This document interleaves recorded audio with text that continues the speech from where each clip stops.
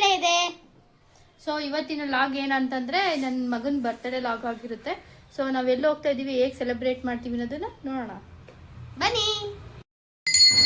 So friends, ನಾವಿವತ್ತು ನನ್ನ ಮಗನ ಬರ್ತ್ಡೇ ಸೆಲೆಬ್ರೇಟ್ ಮಾಡಬೇಕು ಅಂತ ಹೇಳಿ ಬಂದಿರುವಂಥ ಈ ಜಾಗ ಬಂದು ಜನಸ್ನೇಹಿ ಚಾರಿಟಬಲ್ ಟ್ರಸ್ಟ್ ಅಂತ ಇರುವಂತಹ ಒಂದು ಅನಾಥಾಶ್ರಮ. ಇದು ಲೊಕೇಟ್ ಆಗಿರೋದು ಸೊಂಡೆಕೊಪ್ಪ ಹತ್ರ ಬರುತ್ತೆ. ನಿಮಗೆ ಕರೆಕ್ಟ್ ಲೊಕೇಶನ್ ಬೇಕಂತಂದರೆ ಗೂಗಲಲ್ಲಿ ಜನಸ್ನೇಹಿ ಚಾರಿಟಬಲ್ ಟ್ರಸ್ಟ್ ಅಂತ ಟೈಪ್ ಮಾಡಿದ್ರೆ ಕಂಪ್ಲೀಟ್ ಅಡ್ರೆಸ್ ಡೀಟೇಲ್ಸು ನಿಮಗೆ ಸಿಗುತ್ತೆ. ಇಲ್ಲಿ 165 ಜನ ಅನಾಥರು ಇದ್ದಾರೆ. ಬಟ್ ಅವರು ಅನಾಥರು ಅಂತ ಎಲ್ಲೂ ಸ್ಪೆಸಿಫೈ ಮಾಡಿ ಹೇಳಲ್ಲ, ದೇವ್ರ ಮಕ್ಕಳು ಅಂತೆಲ್ಲ ಹೇಳ್ತಿರ್ತಾರೆ. ಈ ವಿಷಯ ನಮಗೆ ತುಂಬಾ ಖುಷಿ ಆಯಿತು.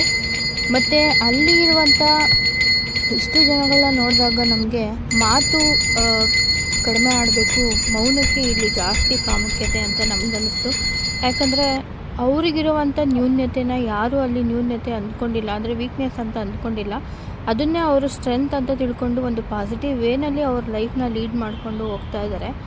ಇಲ್ಲಿ ಯಾರೂ ಅವರ ರಿಲೇಟಿವ್ಸ್ ಅಲ್ಲ, ಮತ್ತು ಅಣ್ಣ ತಮ್ಮ ಅಲ್ಲ, ಅಕ್ಕ ತಮ್ಮ ಅಲ್ಲ, ಯಾರೂ ಅಲ್ಲ. ಯಾರು ಬೇರೆ ಬೇರೆ ಊರುಗಳಿಂದ ಬಂದಿದ್ದಾರೆ, ಬೇರೆ ಬೇರೆ ರಾಜ್ಯಗಳಿಂದ ಬಂದಿದ್ದಾರೆ.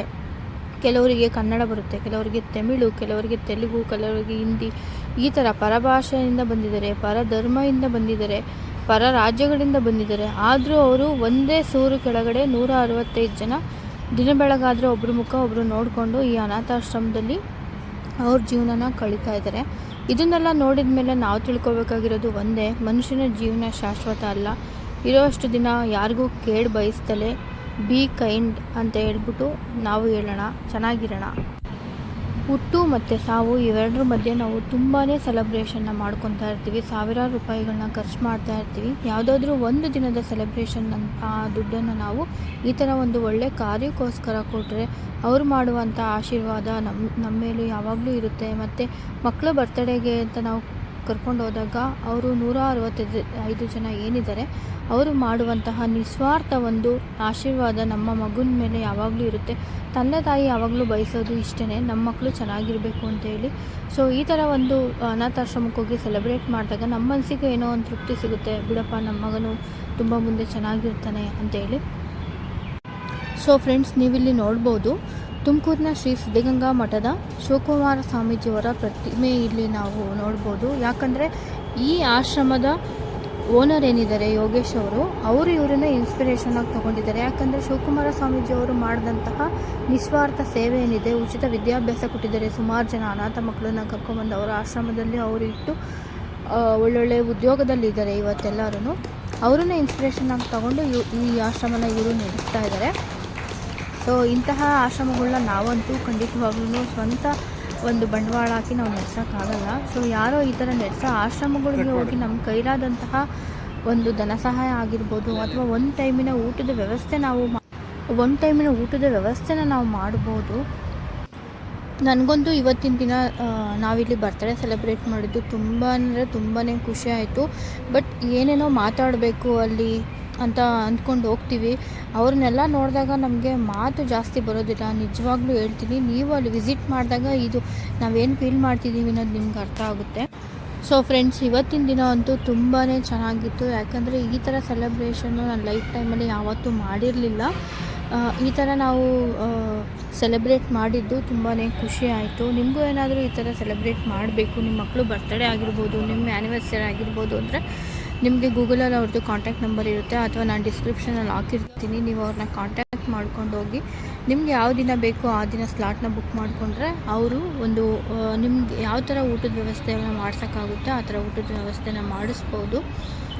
ಸೊ ಅಲ್ಲಿರುವಂಥ ಅನಾಥರನ್ನು ಯಾರೂ ಅವರು ಅನಾಥರು ಅಂತ ಹೇಳೋಕ್ಕೆ ಬಿಡೋದಿಲ್ಲ, ದೇವ್ರ ಮಕ್ಕಳು ಅಂತಲೇ ಕರಿಬೇಕು ಅಂತ ನಮಗೂ ಹೇಳ್ಕೊಟ್ರು. ಮತ್ತು ನಾನು ಅಲ್ಲಿ ಇರುವಂಥ ದೇವ್ರ ಮಕ್ಕಳನ್ನ ಸ್ವಲ್ಪ ಜನನ ಮಾತಾಡಿಸ್ದೆ, ನಿಮ್ಮ ಹಿನ್ನೆಲೆ ಏನು, ನೀವು ಯಾಕೆ ಇಲ್ಲಿ ಬಂದಿದ್ದೀರಾ ಅಂತ. ಒಬ್ಬೊಬ್ರದ್ದು ಒಂದೊಂದು ಕಥೆಗಳಿದೆ. ಅದನ್ನು ಕೇಳ್ತಾ ಹೋದರೆ ನಿಜವಾಗ್ಲೂ ನಾವು ನಮ್ಮ ಲೈಫಲ್ಲಿ ಇರುವಂಥ ಕಷ್ಟಗಳು ಯಾವುದು ಅಂದರೆ ಝೀರೋ ಅನ್ನಿಸ್ಬಿಡುತ್ತೆ ಆ ಥರದ ಕಷ್ಟಗಳನ್ನೆಲ್ಲ ಕೇಳ್ತಾ ಹೋದರೆ. ಯಾಕಂದರೆ ಅವ್ರಿಗೆ ಯಾರೂ ಹಿಂದೆ ಇಲ್ಲ ಮುಂದೆ ಇಲ್ಲ, ಎಲ್ಲೋ ಬಂದು ಸೇರಿಕೊಂಡಿದ್ದಾರೆ. ಒಂದು ಟೈಮಿನ ಊಟಕ್ಕೋಸ್ಕರ ಒಂದು ಆಶ್ರಮದಲ್ಲಿ ಇದ್ದೀವಿ ಅನ್ನೋ ಅವರೇ ಶೇರ್ ಮಾಡಿದ್ರು.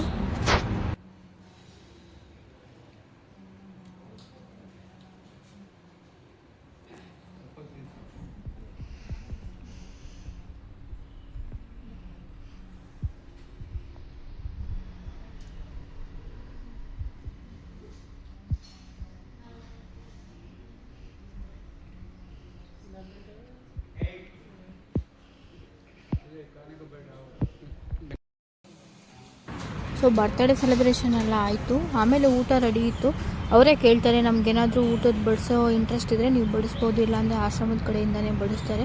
ನಮಗೆ ಸಿಕ್ಕಿರೋವಂಥ ಈ ಅವಕಾಶನ ಯಾಕೆ ಮಿಸ್ ಮಾಡಬೇಕು ಅಂತೇಳಿ ನಾನು ನನ್ನ ಹಸ್ಬೆಂಡು ಮತ್ತು ನನ್ನ ಮಗ ಎಲ್ಲ ಸೇರಿಕೊಂಡು ನಮ್ಮ ಕೈಲಾದಷ್ಟು ಊಟನ ಅವರಿಗೆ ಬಡಿಸ್ಕೊಟ್ವಿ. ಈ ಥರ ಒಂದು ಎಕ್ಸ್ಪೀರಿಯೆನ್ಸು ತುಂಬಾ ಚೆನ್ನಾಗಿತ್ತು. ಒಬ್ಬರು ಅಜ್ಜಿ ನನಗೆ ಕೈ ಮುಗಿತಾ ಇದ್ರು ಊಟ ಬಡಿಸ್ಬೇಕಾದ್ರೆ. ನಾನು ಹೇಳಿದೆ, ಕೈ ಮುಗಿಯೋಷ್ಟು ದೊಡ್ಡವಳು ನಾನಲ್ಲ ಅಜ್ಜಿ, ದಯವಿಟ್ಟು ಈ ಥರ ಎಲ್ಲ ಮಾಡಬೇಡಿ, ನಮಗೂ ಮುಜುಗರ ಆಗುತ್ತೆ ಅಂತೇಳಿ. ಒಬ್ಬರು ಅಜ್ಜಿನ ಮಾತ್ರ ನಾನು ಮಾತಾಡ್ಸಿದ್ದೀನಿ, ಅವರ ಹಿನ್ನೆಲೆ ಏನು ಅಂತೇಳಿ. ಈ ವಿಡಿಯೋ ಲಾಸ್ಟಲ್ಲಿ ನಾನು ಅದನ್ನು ಆ್ಯಡ್ ಮಾಡಿದ್ದೀನಿ. ದಯವಿಟ್ಟು ವಿಡಿಯೋನ ಸ್ಕಿಪ್ ಮಾಡಿದೆ ನೋಡಿ. ಆದಷ್ಟು ಈ ವಿಡಿಯೋನ ಶೇರ್ ಮಾಡಿ. ಇನ್ನೂ ನನ್ನ ಚಾನಲ್ಗೆ ಸಬ್ಸ್ಕ್ರೈಬ್ ಮಾಡಿಲ್ಲ ಅಂತೇಳಿ ದಯವಿಟ್ಟು ಸಬ್ಸ್ಕ್ರೈಬ್ ಮಾಡ್ಕೊಳ್ಳಿ. ಇನ್ನೂ ಹೆಚ್ಚಿನ ವಿಡಿಯೋಗೋಸ್ಕರ ಸಪೋರ್ಟ್ ಮಾಡಿ. Thank you.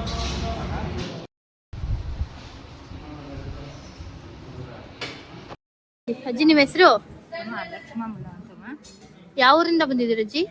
ಕೇಪುರದಿಂದ ಬಂದಿದ್ದು. ನನ್ನ ಸ್ವಂತ ಊರು ಬಂಗಾರಪೇಟೆ. ನಮ್ಮ ಚಿಕ್ಕ ವಯಸ್ಸಿನಲ್ಲೇನೆ ಬಂದ್ಬಿಟ್ಟು ಬೆಂಗಳೂರು. ಅವತ್ತಿಂದ ಅಲ್ಲೇ ಇದ್ದೆ. ಇಲ್ಲೇ ಏನಕ್ಕಿದ್ದೀರ ಅಜ್ಜಿ? ಆಶ್ರಮದಲ್ಲಿ ಯಾಕಿದ್ದೀರಾ? ಮನೆ ಇಲ್ವಾ ಅಜ್ಜಿ ನಿಮ್ಗೆ? ಇಲ್ಲ, ಮೈಕ್ ಹುಷಾರಿಲ್ಲ. ಅಲ್ಲಿ ನೋಡ್ಕೊಂಡವ್ರು ಯಾರು ಇಲ್ಲ. ಆದ್ರೇನು ನನ್ಗ ಒಂಥರ ಬೇಜಾರಾಯ್ತು. ಈ ಆಶ್ರಮದ್ದು ಮೊಬೈಲಲ್ಲಿ ನೋಡೋಣ. ಮೊಬೈಲಲ್ಲಿ ನೋಡಿದ್ರೆ ತುಂಬಾ ಆನಂದ ಆಗೋದು ನನಗೆ. ಅದಕ್ಕೋಸ್ಕರ ನಾನು ಇದ್ದಿದ್ದ ಜಾಗದಲ್ಲಿ ಅಮ್ಮ ನೀನು ಕಾಯಿಲೆ ವಾಸಿ ಮಾಡ್ಕೊಂಡು ಅಲ್ಲಿಗೆ ಹೋಗು ಅಂತ ಒಂದು 5-6 ಜನ ಹೇಳಿದ್ರು. ನಾನು ಅವ್ರ ಮಾತು ಕೇಳಿಲ್ಲ. ಫಸ್ಟು ನಾನು ತಗೊಂಡೋಗಿ ಅಲ್ಲಿ ಬಿಡ್ತೀರಾ, ಏನು ಹೇಳ್ತೀರಾ ಅಂತ ಹತ್ಕೊಂಡು ಕೂತ್ಕೊಂಡೆ. ಆಮೇಲೆ ಈ ಮಗ ಬಂತು. ಸರಿ, ಅವತ್ತು ಟೆಂಪನ್ ಹಾಕೊಂಡು ಇಲ್ಲಿ ನಾನು ಮೊದಲಕ್ಕೆ ಅಂದ್ಕೊಂಡು ಇದ್ದಿದ್ದಂಗೆ ಇವಾಗ ನಮ್ಗೆ ಏನೂ ನಡೀತಾ ಇಲ್ಲ. ಮೊದಲು ಸಾಯಬೇಕು ಅಂತೇಳಿ ನಾನು ಬಂದೆ. ಈಗ ಇವ್ರ ನೆರಳಲ್ಲಿ ನಾನಿನ್ನ ಬದುಕಿರ್ಬೇಕು ಅನ್ಸುತ್ತೆ. ಅಷ್ಟೊಂದು ಆನಂದ. ಚೆನ್ನಾಗಿರಿ ಅಜ್ಜಿ, ಚೆನ್ನಾಗಿರ್ತೀರ, ಸುಮ್ಮನಿರಿ. ಮೆಡಿಸಿನ್ ಎಲ್ಲ ಇದು ಮಾಡಬೇಕಾಗುತ್ತೆ. ಇವಾಗ ಬರೋಕ್ಕಾಗಲ್ಲ.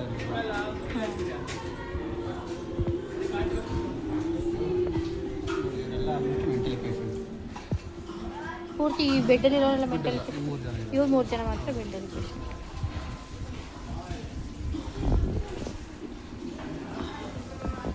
ಅವ್ರಿಗೆ ಸಪ್ರೇಟ್ 4 ಇತ್ತು, ರಿಪೇರಿ ಬಂದಿದೆ.